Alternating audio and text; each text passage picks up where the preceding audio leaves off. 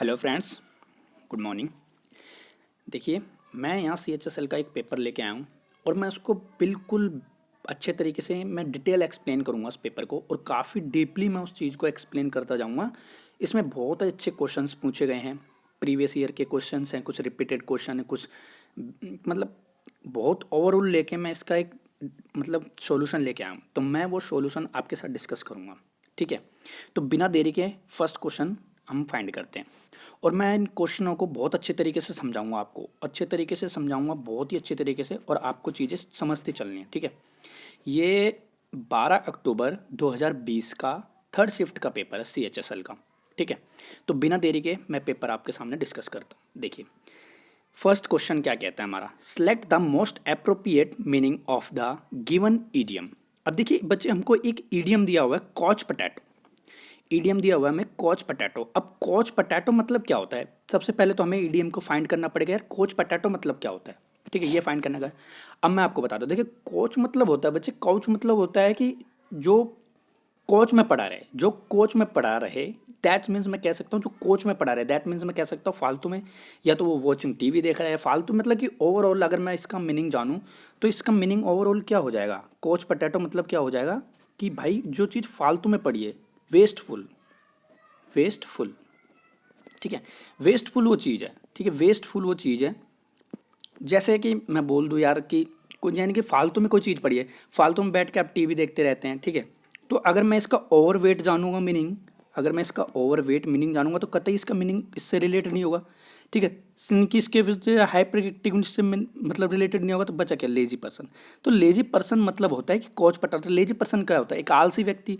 आलसी व्यक्ति क्या करता है, या तो वॉचिंग टीवी देखेगा, डूइंग नथिंग, डूइंग नथिंग, जो कुछ नहीं करेगा। तो क्या इसका उत्तर क्या होगा, इसका आंसर क्या होगा, लेजी पर्सन। यानी कोच पटैटो मतलब होता है कि लेजी पर्सन, ठीक है, आलस से भरा हुआ व्यक्ति। क्लियरिटी। नेक्स्ट क्वेश्चन पे चलिए, देखिए क्या कहता है। कहता है select the most appropriate meaning of given idiom. देखिए फिर से हमारे एक ईडियम आ गया, दो रिपीटेड ईडियम आ गए, वन बाय वन इसे दोबारा ईडियम पूछ गया, और वो ईडियम क्या है, a dime a dozen, a dime a dozen. अब देखिए डाइम अ डजन मतलब क्या होता है, आपको पता होना चाहिए डाइम मतलब क्या होता है। डाइम मतलब होता है कि 1/10 हिस्सा, 1/10 हिस्सा। 1/10 हिस्सा अगर मैं कह सकता हूँ कि 1/10 हिस्सा है, यानी कि मैं कह सकता हूँ यार लिटिल वैल्यू है इसकी, क्या है, लिटिल वैल्यू, लिटिल वैल्यू है, लिटिल वैल्यू। और अगर मैं इसका एक मीनिंग और जानूँ तो एक मीनिंग और क्या आएगा, वेरी कॉमन, वेरी कॉमन, ठीक है। इसके दो मीनिंग जाने थे, यानी कि डाइम मतलब हुआ क्या, 1/10 हिस्सा। 1/10 हिस्सा अगर मैं कह सकता हूँ कि यार अगर जैसे मेरे पास 10 रुपये हैं और मैं उसमें से आपको 5 रुपये दे दूँ, तो क्या होगा, हमारे पास लिटिल वैल्यू हो जाएगी, हमारा आधा आधा हिस्सा हो जाएगा। दैट मीन्स मैं कह सकता हूँ 5 मेरे पास है, 5 आपके पास में है, that's mean little value, common value, ठीक है। तो देखिए एक्सपेंसिव तो इसका अपोजिट हो जाएगा बिल्कुल ही, एक्सपेंसिव तो इसका अपोजिट हो जाएगा बिल्कुल, हमें खर्च थोड़ी ना करना है। अनकॉमन तो हो ही नहीं सकता, फिनोमिनल हो ही नहीं सकता, बचा क्या, वेरी कॉमन। तो इसका आंसर क्या जाएगा, वेरी कॉमन। तो आ डाइम आ डजन का इडियम क्या होगा, very common. That's clear. Next question आइए, कहता है select the most appropriate option of substitute the underline segment in the given sentence if there is no need to substitute is select no improvement. अब देखिए वो क्या दिया है, such as such a 100 children gathered the celebrated independent day। बात कर दी। अब इसको हमने देखना है कि इसमें इंप्रूवमेंट क्या है, ठीक है। वो कहता है कि भाई सच एज मच एज आ 100 चिल्ड्रन। अब मुझे एक बात बताइए बच्चे, यहाँ चिल्ड्रन क्या है, यहाँ चिल्ड्रन क्या है। अगर मैं बात करूँ यहाँ चिल्ड्रन क्या है, चिल्ड्रन यहाँ देखूँ तो मैं ये क्या है, अनकाउंटेबल नाउन है, ठीक है। सॉरी, चिल्ड्रन क्या है, काउंटेबल नाउन है, और काउंटेबल नाउन है तो काउंटेबल नाउन के सेंस में तो यार एज मच एज तो आ ही नहीं सकता, बिल्कुल ही नहीं आ सकता, क्योंकि वो अनकाउंटेबल नाउन के रूप में आएगा, ठीक है। तो एज मच एज तो यहाँ आ नहीं सकता, तो एज लॉन्ग एज तो हो ही नहीं सकता, बिल्कुल नहीं हो सकता, नो इंप्रूवमेंट है ही नहीं, एज ही बचा क्या, एज मैनी एज, क्योंकि काउंटेबल नाउन है तो अनकाउंटेबल नाउन के साथ में क्या आएगा, एज मच एज आएगा, तो एज मच एज आ जाएगा, इसमें कोई दिक्कत नहीं होनी चाहिए, बिल्कुल आसान क्वेश्चन है, कोई दिक्कत नहीं है। नेक्स्ट क्वेश्चन आइए, कहता है कि select the most appropriate word to fill in the blanks. Fill in the blanks पूछ लिया इस बार। क्या कहता है, for thousands of year human have been the earth making scars upon the land. बात कर दी, किस चीज़ की बात कर दी है भाई, थाउजेंड ऑफ, भाई बात कर दी। अब देखिए मुझे एक बात बताइए, बहुत बेहतरीन एरर है ये और बहुत ही अच्छा एरर है, फिलिप्स में पूछ लिया एरर है ये, ठीक है। देखिए 4000 ऑफ ईयर, यार मैं थाउजेंड्स ऑफ ईयर की बात करूँ तो ये टाइम ड्यूरेशन है, ठीक है, टाइम ड्यूरेशन है, टाइम ड्यूरेशन है, टाइम ड्यूरेशन की बात कर दी इसने। जब टाइम ड्यूरेशन की बात है तो टाइम ड्यूरेशन में मैंने आपको बताया था कि दो चीज़ आती है, या तो वो प्रेजेंट परफेक्ट होगा, प्रेजेंट परफेक्ट होगा, या फिर वो क्या होगा, प्रेजेंट कॉन्टिन्यूस होगा, प्रेजेंट कॉन्टिन्यूस होगा, दो ही तो चीज़ें होगी। यार हमें टाइम ड्यूरेशन की बात कर दी। अब देखिए दूसरी एक चीज़ इसमें देखने वाली क्या थी, इसकी सब में आईएनजी दे रखा है भाई, तो बच्चे यहाँ कंफ्यूज हो जाएगा कि आईएनजी उसने इसीलिए दिया है कि भाई टाइम ड्यूरेशन है। टाइम ड्यूरेशन का मतलब कि या तो वो प्रेजेंट परफेक्ट की बात करेगा या वो प्रेजेंट कॉन्टिन्यूस की बात करेगा। अब देखिए आगे आ जाइए, अब कहता है कि ह्यूमन हैव बीन, परफेक्ट की बात कर दी, परफेक्ट की बात कर दी, have been the earth making scars. यार यहाँ से अगर मैं यहाँ तक देखूँ इस स्टेटमेंट को तो ये कहीं ना कहीं एक negative meaning negative sense they रही है स्टेटमेंट। स्टेटमेंट क्या दे रही है, नेगेटिव सेंस दे रही है। तो जब नेगेटिव सेंस दे रही है स्टेटमेंट तो यार डिस्ट्रैक्टिंग तो क्या एक नेगेटिव वर्ड होगी, पॉजिटिव वर्ड हो गया, ये हो नहीं सकता, ठीक है। रीमेकिंग क्या एक पॉजिटिव वर्ड है, ये भी नहीं हो सकता। और रिकॉर्डेटिंग क्या है, एक पॉजिटिव वर्ड है, डैमेजिंग यानी नष्ट कर रहा है किसी चीज़ को। तो यार ये क्या है, डैमेजिंग है, क्या है, नेगेटिव वर्ड है। तो नेगेटिव स्टेटमेंट के साथ में हमेशा नेगेटिव वर्ड आएगा। दैट्स क्लियर, कोई दिक्कत नहीं होनी चाहिए यहाँ, ठीक है। नेक्स्ट क्वेश्चन पे आइए। अब देखिए कॉम्प्रिहेंशन पूछ लिया भाई, कॉम्प्रिहेंशन पूछ लिया इस बार उसने। और कॉम्प्रिहेंशन देखिए, पहले हम कॉम्प्रिहेंशन को समझेंगे कि कॉम्प्रिहेंशन कैसे क्या कर रहा है। कॉम्प्रिहेंशन को हम बिल्कुल समझेंगे, बिल्कुल डिस्कस करेंगे और उस तरीके से हम फिलिप्स को फिर फील करेंगे। देखिए कॉम्प्रिहेंशन आ गया और अब तैयार हो जाओ कॉम्प्रिहेंशन के लिए, ठीक है भाई। बहुत ही अच्छा कॉम्प्रिहेंशन पूछा है और बढ़िया मैं इसको बताऊंगा। पहले हम कॉम्प्रिहेंशन को डिस्कस करेंगे, बिल्कुल पढ़ेंगे बेसिक से। क्या कहता है कि we do not want to condemn the word, it is after all a mighty instrument, it is the means by dash we tell each other of our emotions, the way in which the influence other words can do good but also cause trouble, injuries. It is true that as first there was the did the word come, the word came later, it was a some respected, ठीक है, a culture progress, the dream become but the word was a spell, a magician act and it such of it power। बात हुई clear. देखिए क्या कह रहा है वो क्या कह रहा है, अब हमें ये जानना है, ठीक है। कॉम्प्रिहेंशन है, बढ़िया तरीके से हम इसको करेंगे। अब देखिए कह रहा है we do not know condemn the word. अब देखिए वर्ड की बात है, वर्ड है तो हमें पता वर्ड है, और माइट्रा इंस्ट्रूमेंट द मीन्स बाय। अब मुझे एक बात बताइए बच्चे, यार एक स्टेटमेंट ये है यहाँ पे, देखिए स्टेटमेंट तो काफ़ी है यहाँ। एक स्टेटमेंट ये है, एक स्टेटमेंट ये है और एक स्टेटमेंट ये है। तो यार खुद लॉजिकल सोचो, आपकी स्टेटमेंट को जोड़ने कम कंजक्शन करता है। तो पहली बात हमें प्रूव हुई कि यहाँ हमें कंजक्शन की ज़रूरत है, यहाँ हमें कंजक्शन की ज़रूरत है, ये बात प्रूव हुई। फिर क्या कह रहा है, we all take each other. अब यार ईच अदर है तो दैट मीन्स मुझे यहाँ प्रोनाउन की भी ज़रूरत पड़ी होगी, फिर यहाँ मुझे प्रोनाउन की भी ज़रूरत पड़ेगी। तो अब हमें ये देखना है क्वेश्चन में कि यार वो कंजंक्शन भी हो और प्रोनाउन भी हो। अब आ जाइए क्वेश्चन क्या कह रहा था वो। अब क्वेश्चन कह रहा है, अब देखिए फिल इन द ब्लैंक्स का क्वेश्चन है कॉम्प्रिहेंशन का, फिफ्थ क्वेश्चन। देखिए फिफ्थ क्वेश्चन क्या कहता है, फिफ्थ क्वेश्चन कहता है कि विच, दोज, वॉट और दैट और वॉट। देखिए अब मुझे एक बात बताइए यार, खुद लॉजिकल सोचो, हुज क्या है यहाँ, हुज एक पर्सन के लिए आएगा तो ये तो कतई नहीं हो सकता यार, पर्सन के लिए आएगा तो पर्सन के लिए कोई चीज़ आ थोड़ी ना सकती है यहाँ पे, ठीक है। और वट है यहाँ अननोन की बात करता है, वट तो अननोन की बात करता है और वहाँ चीज़ें सारी नोन है। अब बचा यार विच और दैट, विच और दैट की लड़ाई है यहाँ पे, विच और दैट की लड़ाई है।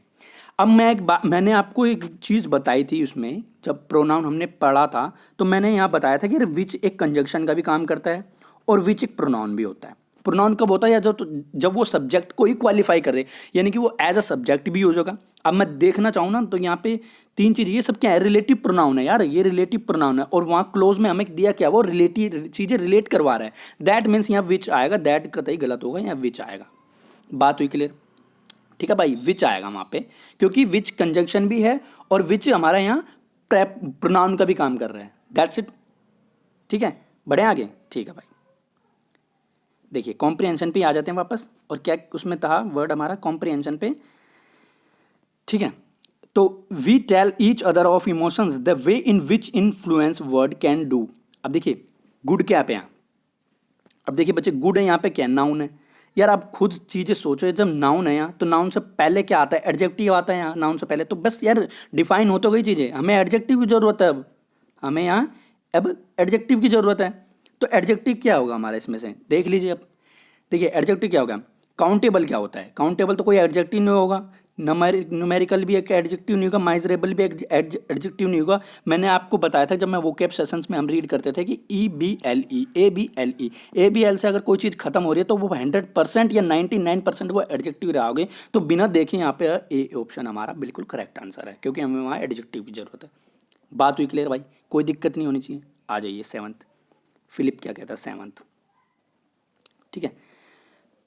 आ जाइए। तो हमारी दो चीज़ें प्रूव हुई, हमें यहाँ बिचाना था, ठीक है, और यहाँ हमारा था मेजरेटिव।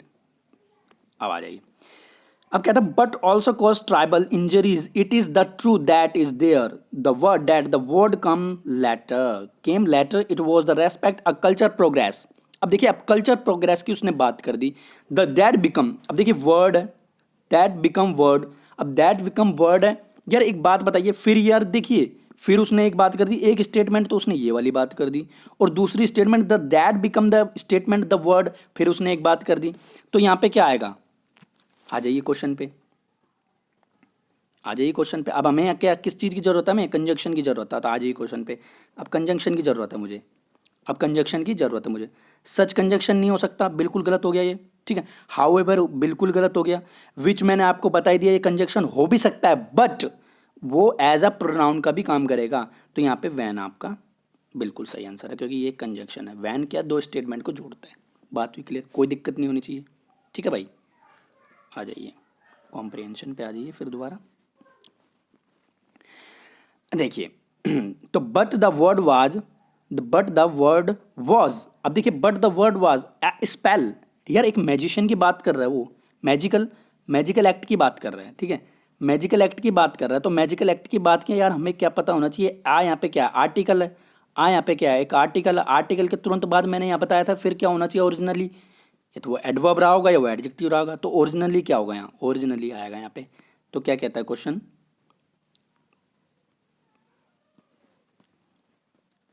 तो देखिए क्विकली तो हो ही नहीं सकता, बिल्कुल गलत हो जाएगा, क्विकली फास्टली हो ही नहीं सकता, ठीक है, क्योंकि ये लास्टली ये सब क्या है, एडवर्ब। ओरिजिनली ये बिल्कुल करेक्ट आंसर आपका, कोई दिक्कत नहीं होनी चाहिए, ठीक है भाई। अब देखिए लास्ट कॉम्प्रिहेंशन का हमारा बचता है, उस पर हम देख लेते हैं क्या कहता है लास्ट हमारा क्वेश्चन, उसको हम देख लेते हैं।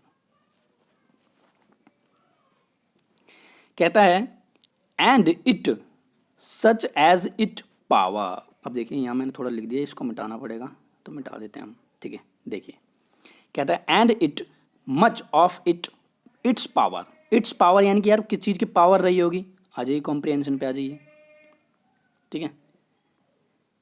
हैज़ रिटन होगा, ठीक है। अब देखिए मुझे एक बात बताइए, खुद सोचिए यहाँ पे चीज, ठीक है।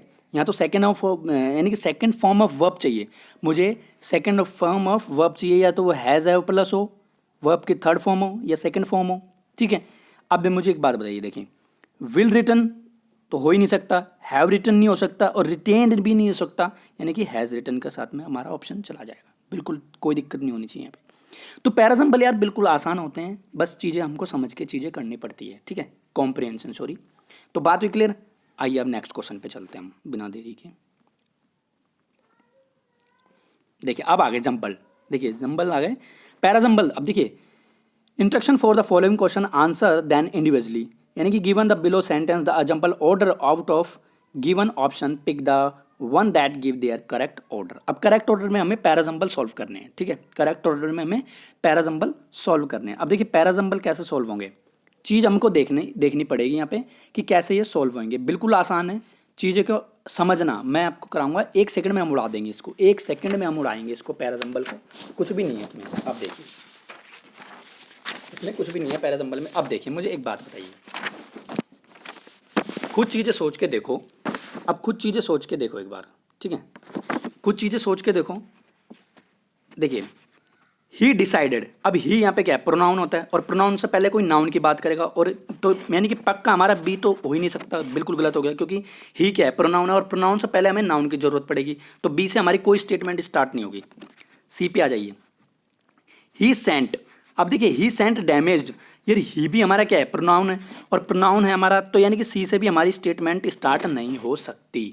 बात हुई क्लियर, नहीं हो सकती, यानी कि हमें एक नाउन की जरूरत पड़ेगी। यानी कि देखिए Johnny had a car accident, Johnny had a car accident, तो जॉनी क्या है, नाउन है, तो पक्का हमें पता चला होगा यार स्टेटमेंट डी से स्टार्ट होगी। अब ऑप्शन पे आ जाइए, डी से हमारे सारे स्टेटमेंट स्टार्ट है, यानी कि हमारा पक्का पहला वर्ड डी रहा होगा और डी से सारी स्टेटमेंट स्टार्ट है, कोई दिक्कत नहीं है। अब मुझे एक बात बताइए, यानी कि नाउन हमारा क्लियर हो गया, तो हमें एक प्रोनाउन की जरूरत पड़ेगी, फिर हमें क्या प्रोनाउन की जरूरत पड़ेगी, प्रोनाउन की जरूरत पड़ेगी। यार Johnny had a car accident, यानी कि जॉनी की कोई कार एक्सीडेंट हो गई, तो he sent his damage car to garage for repair, यानी कि वो गैराज में तो लेके जाएगा फिर कार को रिपेयर कराने के लिए, जब कार को रिपेयर कराने के लिए वो गैराज में जाएगा, तो दैट मीन्स हमें पक्का पता चल गया कि नाउन, और नाउन के जस्ट बाद हमारा प्रोनाउन, यानी कि सी आएगा उसके बाद में। आप देख लीजिए ऑप्शन डी है बिल्कुल, बी गलत हो जाएगा, सी गलत हो जाएगा, डी गलत हो जाएगा, ए ऑप्शन बिल्कुल सही हो जाएगा। तो यार पढ़ने की पूरा जरूरत ही नहीं है ना, पूरा पढ़ने की जरूरत नहीं है, एक सेकंड में हमने उड़ा दिया जंबल, ठीक है, कोई दिक्कत नहीं होनी चाहिए। नेक्स्ट वर्ड आ जाइए, 11th वर्ड देखिए। 11th क्वेश्चन क्या कहता है, select the most appropriate synonym of the given word. Synonym पूछा है भाई। अब देखिए मैंने ये सिनोनिम आपको बहुत बार कराया और बहुत बार मैंने भी याद किया, खुद ने मैंने चीज़ें अप्लाई करी हैं। इंसीडियस, अब देखिए सिनोनिम पूछा है भाई, इंसीडियस क्या होता है, इंसीडियस होता है बच्चे, इंसीडियस मतलब होता है कि यानी कि इंसीडियस मतलब होता है खतरनाक, डेंजर, खतरनाक चीज़ें होती है, डेंजर इंसीडियस होती है वो, यानी कि insidious as an adjective use होगा। अगर हम पार्ट्स ऑफ स्पीच की बात करें इसकी, तो एज एन एडजेक्टिव यूज होगा, और इसका मतलब क्या होता है, डेंजर, डेंजर इसका मतलब होता है। तो डेंजर इसका मतलब होता है, तो आ जाइए अब सिंसियर यार कहाँ से सिंसियर हो जाएगा यार, सिंसियर तो हो ही नहीं जाएगा, सिंसियर तो एक नेगेटिव सेंस है, तो ये तो हो ही नहीं जाएगा, ये तो बिल्कुल नहीं होगा, कैलुअस नहीं होगा, बेलेवनेंट होगा ही नहीं। बेलेवनेंट मतलब क्या होता है, अब देखिए पहले तो मैं इसको बता देता हूँ। कैलुअस मतलब क्या होता है कि नेगेटिव वर्ड है, और नेगेटिव वर्ड मतलब crural without sympathy, without a sympathy का मतलब तो यानी कि बेलेवेंट हो नहीं सकता, तो क्राफ्टी हमारा बिल्कुल राइट आंसर है। क्राफ्टी एक नेगेटिव वर्ड है, क्राफ्टी एक नेगेटिव वर्ड है, और नेगेटिव वर्ड है क्राफ्टी, और क्राफ्टी का मतलब होता है क्लेवर यानी कि वे टू नेगेटिव सेंस देगा, क्लेवर होनी चाहिए वो चीज़ें, कोई दिक्कत नहीं होनी चाहिए इंसीडियस में, ठीक है भाई। नेक्स्ट क्वेश्चन देखिए, आ जाओ भाई, select the correct indirect from the given sentence. अब भाई देखिए इनडायरेक्ट फॉर्म पूछिए इसने, और इनडायरेक्ट फॉर्म क्या है वो, Vishnu said I am going to the theatre this evening, ठीक है भाई। अब उसने क्या पूछ लिया हमसे, उसने हमसे भाई इनडायरेक्ट फॉर्म बनाओ इसकी। अब एक बार आप ट्राई करो, फिर मैं बताता हूँ आपको ये कैसे होगा, कैसे फाइंड होगा इनडायरेक्ट स्पीच इसकी, ठीक है, एक बार ट्राई करो। इनडायरेक्ट फॉर्म बनाएंगे हम इसकी, और इनडायरेक्ट फॉर्म बहुत आसान है, कोई दिक्कत नहीं है इसमें, ठीक है।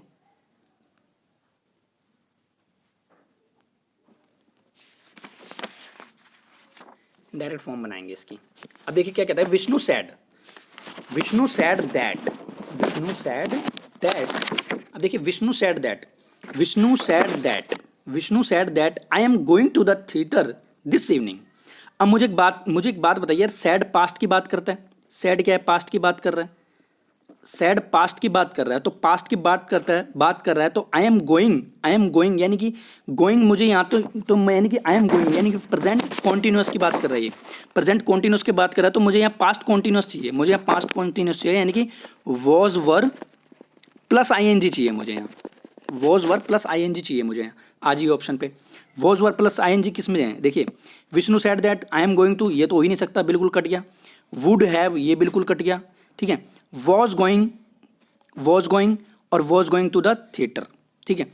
अब देखिए दोनों में मिल गया, यानी कि दो ऑप्शन तो हमारे कट गए, दो ऑप्शन बचे। अब इन दोनों में से कौन सा ऑप्शन होगा हमारा, देखिए Vishnu said that I am going to the theatre, that, अब दैट का दिस का क्या हो जाएगा, दैट हो जाएगा, यानी कि हमारा थर्ड ऑप्शन कट गया, फोर्थ हमारा बिल्कुल ठीक है, कोई दिक्कत ही नहीं है, दिस का दैट हो जाएगा, ठीक है।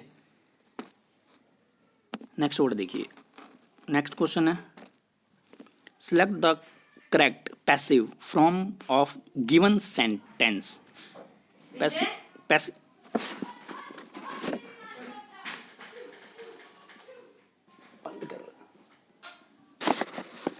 Select the correct passive from of given sentence. The mechanic repaired my bike, देखिए mechanic repaired by my bike, the mechanic repaired my bike, इसकी पैसिव फॉर्म बनानी है। अब पैसिव फॉर्म बनानी है तो मुझे पता है रिपेयर्ड क्या है, वर्ब की सेकंड फॉर्म ऑफ वर्ब है, वर्ब की सेकंड फॉर्म है, और वर्ब की सेकंड फॉर्म है, यानी कि मुझे ये पैसिव फॉर्म दिया हुआ है, ये पैसिव फॉर्म पहले से ही दिया हुआ है, तो पैसिव फॉर्म दिया हुआ मुझे, तो पैसिव फॉर्म में मुझे क्या पता चाहिए कि यार ये क्या है, प्रेजेंट इंडेफिनेट है, और जब प्रेजेंट इंडेफिनेट है तो मुझे यहाँ पास्ट इंडेफिनेट चाहिए, और पास्ट इंडेफिनेट में मुझे क्या चाहिए, वॉज वर्ब चाहिए, पास्ट इंडेफिनेट में मुझे वॉज वर्ब चाहिए, वॉज वर्ब के साथ में मुझे वर्ब की थर्ड फॉर्म चाहिए, मुझे वर्ब की थर्ड फॉर्म चाहिए, ठीक है, मुझे वर्ब की थर्ड फॉर्म चाहिए। अब आ जाइए वर्ब की थर्ड फॉर्म किस में है, वॉज वर्ब प्लस वर्ब की थर्ड फॉर्म चाहिए, हैज़ बीन हो जाएगा, ये बिल्कुल कट जाएगा, ठीक है, बाइक रिपेयर्ड माई, तो ये बिल्कुल कट जाएगा, वाज रिपेयर्ड माई, वाज यानी कि वाज रिपेयर्ड माई बाइक, यानी कि माई, यानी कि ये हो सकता है the bike was being repaired, यानी कि मुझे वो नहीं चाहिए, मुझे आईएनजी फॉर्म नहीं चाहिए इसमें, अब तो ये गलत हो जाएगा, ये ठीक हो जाएगा, D option, my bike was repaired by the mechanic. बात हुई clear. Next word, third question क्या कहता है, select the word which means the same as the group of word given, still और मिस अपोरेट मनी। अब एक बात बताइए, मैंने पिछले लेक्चर में मैंने इसी चैनल पे मैंने एक वीडियो अपलोड की थी, तो उसमें मैंने मनी से कुछ रिलेटेड ईडियम आपको डिस्कस करवाए थे, और उसने ईडियम पूछा है, और इसमें वन वर्ड सब्स्टिट्यूशन के तौर पे उसने पूछ लिया, उसने वर्ड मैंने कि इसमें वन वर्ड सब्स्टिट्यूशन के हिसाब से उसने पूछ लिया, ठीक है, पूछ लिया भाई, तो पूछ लिया तो क्या कर सकते हैं, करो डिस्कस, फाइंड करो, ठीक है भाई। क्या कहता है देखिए, कहता है वो स्टिल ऑफ मिस अपॉर्चुनेट मनी। अब इसका वन वर्ड सब्स्टिट्यूट करना है, हमें वन वर्ड सब्स्टिट्यूट करना है इसका, तो वन वर्ड सब्स्टिट्यूट करने के लिए देखिए क्या कहता है देखिए कहता है वो कि भाई, कहता है कि स्टिल और मिस, अब देखिए मनी यानी कि मनी से रिलेटेड कोई ना कोई इडियम, यानी कि वन वर्ड सब्स्टिट्यूशन करेगा, वन वर्ड सब्स्टिट्यूट करेगा मनी से रिलेटेड। अब मनी से रिलेटेड करेगा, वन वर्ड के सेंस में उसने पूछ ली, तो ये लॉजिकल मीनिंग देखो, इसका मतलब होता है टू स्टील मनी, यानी कि टू स्टील मनी, इसका अगर मैं टेक्निकल मीनिंग जानूँ तो स्टील मनी है, स्टील मनी, स्टील मनी की बात करता है, तो स्टील मनी की बात करता हूँ। अब ऑप्शन पे आ जाए, मैनिपुलेट हो नहीं सकता, ओवर चेंज इसका हो नहीं सकता, रेड हो नहीं सकती, एम्बेलेज मतलब होता है कि to steal money, as an verb की तरह भी हम इसको यूज करते हैं, ठीक है, तो इसका आंसर हो जाएगा बी, कोई दिक्कत नहीं होनी चाहिए इसमें, ठीक है। आइए अगला क्वेश्चन,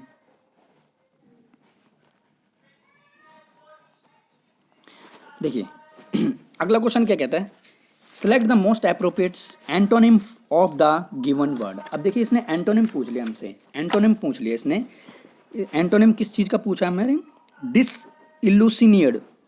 अब एक बात बताइए, इल्यूसिनेट मैंने रूट कराया हुआ है, इल्यूसिनेट मतलब होता है कि सोचते हो वो ख़त्म हो जाए, यानी कि सोचने की क्षमता ख़त्म हो जाए, यानी कि सोचने की क्षमता ख़त्म हो जाए, सोचने की क्षमता ही बिल्कुल ही ख़त्म हो गई, यानी कि थिंकिंग नॉट पॉजिटिव, ठीक है। और एक अगर देखना चाहे तो ये, अब देखिए सोचने की क्षमता खत्म हो गई और उसमें डिस इंक्लूड कर दिया इसने, डिस इंक्लूड कर दिया कि नहीं कि नेगेटिव सेंस देगा ये, तो ये क्या देगा, एक नेगेटिव सेंस देगा, तो हमें नेगेटिव सेंस के तौर में तो हमें आंसर चूज करना पड़ेगा। तो देखिए आ जाइए, सोर्स होता है खट्टा, ठीक है, एंथुसियाज्म हो नहीं सकता, एम्बिट हो जाएगा तो डिसअपॉइंटमेंट हो जाएगा, क्योंकि एक नेगेटिव सेंस है, नेगेटिव वर्ड डिसअपॉइंटेड। क्लियर हो गए। नेक्स्ट क्वेश्चन आ जाइए, select the most appropriate antonym of the given word. अब देखिए इसने एक एंटोनिम और पूछ लिया, सिनोनिम नहीं पूछा, इस बार एंटोनिम पूछ लिया, और एंटोनिम वो है टिमिड। अब देखिए टिमिड मतलब क्या होता है। टिमिड, टिमिड एक एंटोनिम है, और टिमिड का मतलब होता है बोल्ड। बोल्ड, टिमिड का मतलब होता है बोल्ड, ठीक है। टिमिड मतलब होता है बोल्ड, ठीक है। यानी कि अगर अगर इसका लॉजिकल अगर मैं मीनिंग जानूँ, तो अगर मैं कह सकता हूँ इसका लॉजिकल मीनिंग जानूँ, तो lack of self confidence, lack of self confidence, confidence, यानी कि शाय, यानी कि शाय ना हो, ठीक है, शर्माए ना, ठीक है, किसी चीज़ की कमी ना हो, यानी कि किसी चीज़ की कमी ना हो, और इंटरेस्ट की कमी ना हो, सेल्फ कॉन्फिडेंस की कमी ना हो। तो अब आ जाइए ऑप्शन पे, सिंसियर हो ही नहीं सकता इसका, डूबिशियस हो ही नहीं सकता, पंचुअल हो ही नहीं सकता, बोल्ड होगा इसका जो शाय वगैरह हो जाता है। क्लियर, बिल्कुल नॉर्मल क्वेश्चन है, कोई दिक्कत नहीं है। अब आ जाइए, नो इम्प्रूवमेंट का क्वेश्चन है, ठीक है। और इम्प्रूवमेंट क्या पूछ रहा है वो देखिए, इम्प्रूवमेंट पूछ रहा है वो, देखिए क्या, so as sorry so much as you behave like this, the decision of the management against you cannot be revoked, यानी कि you behave like this decision management against you cannot be revoked। Decision तो मतलब change नहीं हो सकता, ठीक है, decision change नहीं हो सकता, और वो क्या कह रहा है कि decision the management against, decision क्या है, मैनेजमेंट के अगेंस्ट है, मैनेजमेंट के अगेंस्ट डिसीजन उन्होंने लिया हुआ है, ठीक है। तो मैनेजमेंट के अगेंस्ट उन्होंने डिसीजन लिया हुआ है, ठीक है। तो देखिए सो मच एज क्या होता है, तो यार उन्होंने दिया है कि सो मच एज, यानी कि यू बी है लाइक दिस, यानी कि एक स्टेटमेंट ये है, और उसने कितनों की बात कर दी, डिसीजन टू मैनेजमेंट, मैनेजमेंट पूरा उसमें मैनेजमेंट इंक्लूड है, तो मैनेजमेंट इंक्लूड है तो उसमें क्या हो जाएगा, सो मच एज की तो कोई सेंस नहीं होगी, नो इम्प्रूवमेंट होगा नहीं है, नो इम्प्रूवमेंट होगा नहीं, ठीक है। सॉरी एक मिनट देखते हैं, ठीक है, नो इम्प्रूवमेंट होगा ही नहीं है, तो नो इम्प्रूवमेंट का ऑप्शन गलत हो जाएगा।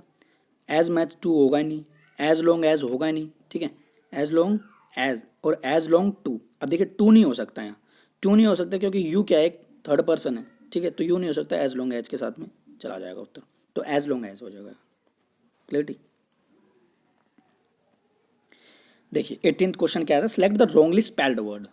अब देखिए गलत वर्ड बताना हमें कि इनमें से कौन सा वर्ड गलत है, कौन सा वर्ड गलत है, तो बताओ भाई कौन सा वर्ड गलत है इसमें, ट्राई करो एक बार।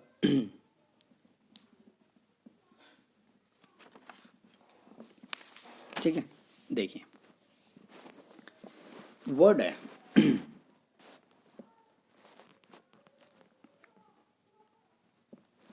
देखिए फिक्शन, ठीक है, कॉन्सियस, कॉन्सिक्वेंस, प्रोविडेंस और म्यूजिशियन, ठीक है, चार वर्ड है। स्पेल्ड वर्ड देखना मैं, जो गलत वर्ड है, जो गलत वर्ड है मैं वो चूज करना है यहाँ पे, ठीक है। अब गलत वर्ड देखिए क्या है इसमें, एक बार ट्राई करो।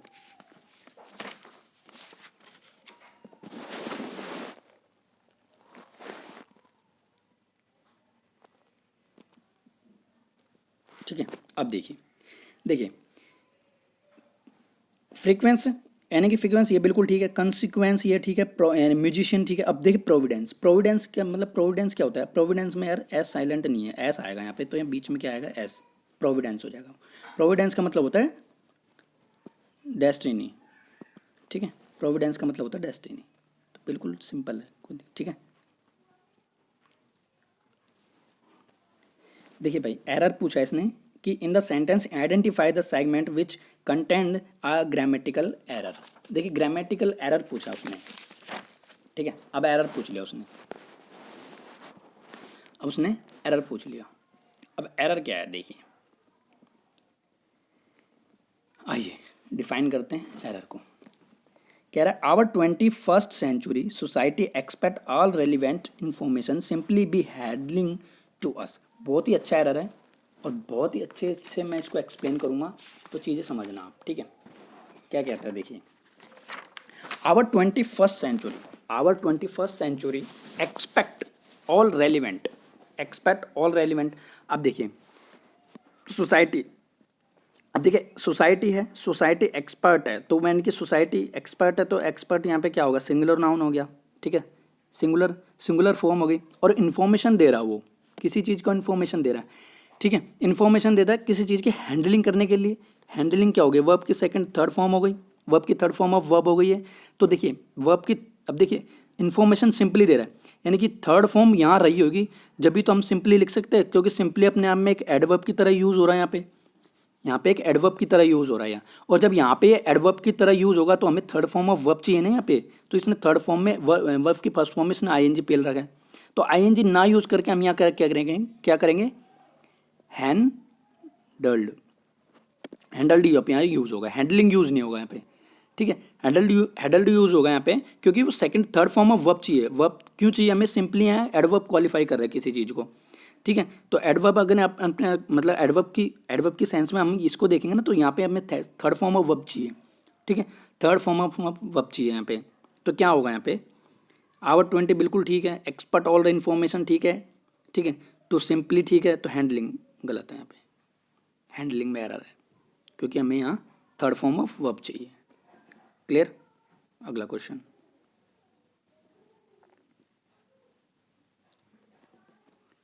देखिए भाई, select the most which means the same as the group of word given, combine two from a whole, combine two from a whole, ठीक है। इसका वन वर्ड सब्स्टिट्यूट बताना है हमें कि combine to from a whole, इसका हमें one word substitute बताना है, ठीक है। बताओ भाई, ट्राई करो एक बार।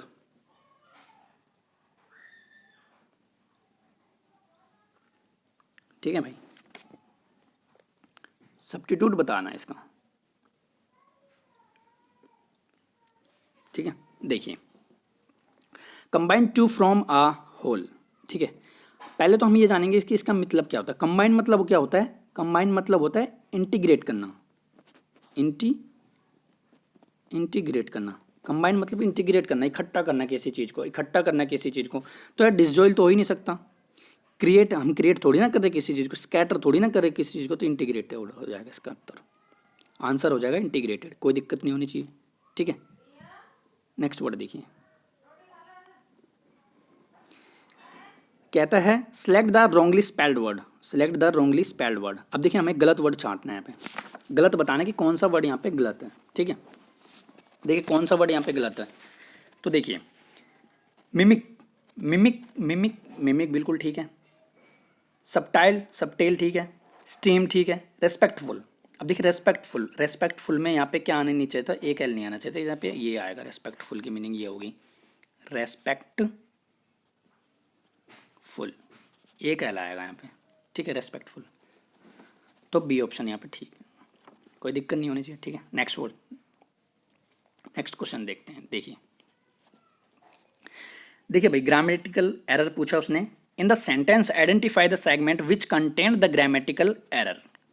एरर पूछ लिया उसने इस बार, ठीक है, ग्रामेटिकल एरर पूछ लिया उसने इस बार, ठीक है। अच्छा देखिए एरर क्या पूछा इसने कि behaviour modification technique are often use to the training of police dog, police dog, ठीक है। अब मुझे एक बात बताइए यार, ऑफन यूज टू, अब टू किस लिए आता है, टू इसलिए आता है यार किसी चीज़ का हम पर्पस बताते हैं, यानी किसी चीज़ का हम पर्पस बताने के लिए यूज़ होता है। तो हम पर्पस थोड़ी ना बता रहे यार, वो ट्रेनिंग के दौरान तो वो यूज़ तो डॉग को यूज़ करते हैं अपने साथ में मॉडिफिकेशन के लिए, टेक्निक यूज़ करते हैं उन्होंने कि भाई कौन बॉम्ब स्टॉक छुपा रखा है, तो वो तो ट्रेन इसको यूज़ करेंगे, यानी कि किसी पर्पस, यानी कि टू आता है किसी पर्पस के लिए। तो यार किसी पर्पस थोड़ी ना है, तो पर्पस थोड़ी ना है, ये तो उनकी ड्यूटी है, तो वो आर ऑफन आर यूज करेंगे टू ट्रेनिंग, ठीक है। कभी कभी यूज़ की जाती होगी, कभी कभी वो पुलिस ट्रेनिंग यूज़ की जाती होगी, तो यहाँ पे टू नहीं आएगा, टू की जगह क्या आना था, यहाँ पे फोर आना था, ठीक है, यहाँ पे फोर आना था। तो डी ऑप्शन हमारा बिल्कुल ठीक हो जाएगा, ये नहीं होगा, ये नहीं होगा, ठीक है, ये भी नहीं होगा, often police dogs are often, तो टू द ट्रेनिंग ये उसका ऑप्शन होगा, क्योंकि टू की जगह पे यहाँ फोर यूज होगा, क्योंकि टू किसी पर्पस को बताता है, ठीक है। तो यहाँ कोई पर्पस नहीं है हमारा। आइए अगला क्वेश्चन, आ जाइए भाई, पैराजम्बल आ गया दोबारा। अब देखिए पैराजम्बल आ गया दोबारा, अब इसको देखेंगे हम पैराजम्बल को, क्योंकि वो तो क्या आसान पैराजम्बल था, ये थोड़ा सा टेक्निकल पैराजम्बल है, तो इसको हम बड़ी देखेंगे, अच्छी तरीके से समझेंगे इस पैराजम्बल को। देखिए क्या कहते हैं, a boy tended his master dog near a pond. अब देखिए आ बॉय यानी कि नाउन है यहाँ पे, आ बॉय नाउन है एक, तो इससे स्टेटमेंट हमारी स्टार्ट हो सकती है, बिल्कुल हो सकती है हमारा, तो यानी कि पहला वर्ड तो हमारा एक आ जाएगा। दोबारा देखते हैं, हाउ एवर ही रियलाइज्ड यानी कि ही यहाँ प्रोनाउन है, तो ये हमारा सेकंड वर्ड हो सकता है, ये हमारा सेकंड वर्ड हो सकता है, हम लेके चलते हैं, ठीक है। सून ही फाउंड, क्योंकि ही भी प्रोनाउन है, और टेंडिंग ही भी प्रोनाउन है, तो यार ये भी हमारा सेकंड वर्ड हो सकता है, क्योंकि दोनों में प्रोनाउन प्रोनाउन की बात करती है, तो ये भी सी भी हमारा सेकंड वर्ड हो सकता है, ठीक है। यानी कि ये पता होना चाहिए हमें कि ए सी से हमारी स्टेटमेंट स्टार्ट होगी, यानी कि हमारी स्टार्टिंग वर्ड होगी जो ए होगी और सी होगी, तो ए भी फर्स्ट ऑप्शन में गलत हो जाएगा, ठीक है, ठीक है भाई। और D option A B A D इससे भी गलत हो जाएगा, और डी सी है, तो बचा क्या है, ए सी, बी ऑप्शन हमारा, ठीक है। पढ़ने की जरूरत ही नहीं है पूरा, उससे हम फाइंड कर दिया हमने, दो स्टेटमेंट से हमने फाइंड कर दिया, ठीक है, दो स्टेटमेंट से हमने फाइंड कर दिया, तो ए सी डी बी इसका राइट आंसर होगा। क्लियर। नेक्स्ट क्वेश्चन कहता है select the most appropriate synonym of the given word diligent. अब देखिए यार ये वर्ड बहुत बार रिपीट हुआ है, डेलीजेंट मतलब क्या होता है, ठीक है, डेलीजेंट कराया हुआ वर्ड है। डेलीजेंट क्या होता है, डेलीजेंट अगर मैं इसके पार्ट्स ऑफ स्पीच, अगर मैं इसके पार्ट्स ऑफ स्पीच की बात करूं तो ये एज एन एडजेक्टिव यूज होगा, एज एन एडजेक्टिव होगा, और इसका मतलब क्या होता है कि मेहनती इंसान, मेहनती बंदा, मेहनती बंदा जो हार्ड वर्क करता है, जो एक हार्ड वर्क करता है, ठीक है, ये इसका मतलब होगा। तो इसका सिनोनिम पूछ रहा है, तो सिनोनिम क्या हो जाएगा इसका, देख लेते हैं। सिनोनिम पूछ रहा है वो, तो क्या हो जाएगा, देखिए वेरी होगा नहीं, लथार्जिक क्या होता है, लथार्जिक होता है मतलब लेजीनेस पर्सन, ठीक है, इंटरेक्टिव नहीं होगा, ठीक है, तो अनट्रेनिंग हो जाएगा इसका, ये बी ऑप्शन चला जाएगा इसका, कोई दिक्कत नहीं होनी चाहिए, ठीक है भाई। लास्ट वर्ड देखिए, select the most appropriate word to fill in the blanks, fill in the blanks. अब देखिए फिलअप पूछ लिया इसने, अब इसने फिलअप पूछ लिया, ठीक है भाई, फिलअप पूछ लिया इसने। इस बार क्या कहता है वो, फाइंड करो एक बार, फिलअप पूछ लिया, क्या कहता है, there should be punished for rule breakers, there should be dash punished for rule breakers, ठीक है। अप्रोप्रिएट वर्ड आपको हमको फाइंड करना है यहाँ पे, ठीक है भाई। अब देखिए पनिश्ड क्या है यहाँ, पनिश कर रहा है किसी चीज़ को, यार किसी चीज़ को पनिश कर रहा है यानी कि पेन थोड़ी ना कर देगा, पेन कर रहा है वो, ठीक है, पनिश करते हैं पेन ही तो होता है किसी चीज़ को, तो क्या है, मच होगा नहीं, मैन ही नहीं होगा, ठू नहीं होगा, तो सर्व होगा, तो यहाँ क्या आ जाएगा, सर्व, तो ए ऑप्शन ठीक है, ये दोनों तीनों गलत हो जाएंगे। तो भाई ये था हमारा एनालिसिस CHSL का 12 अक्टूबर थर्ड शिफ्ट का ये पेपर है। तो ज़्यादा से ज़्यादा 10 से 5 से यानी कि 7 से 8 9 10 मिनट का ये पेपर था, इसको उड़ा देते हैं 10 मिनट में। ये तो मैंने आपको डिटेल एक्सप्लेनेशन बताई है, डिटेल एक्सप्लेन किया, डिस्कशन किया है, तब या कितना टाइम लगा, वरना कोई दिक्कत नहीं थी इस पेपर में, ठीक है।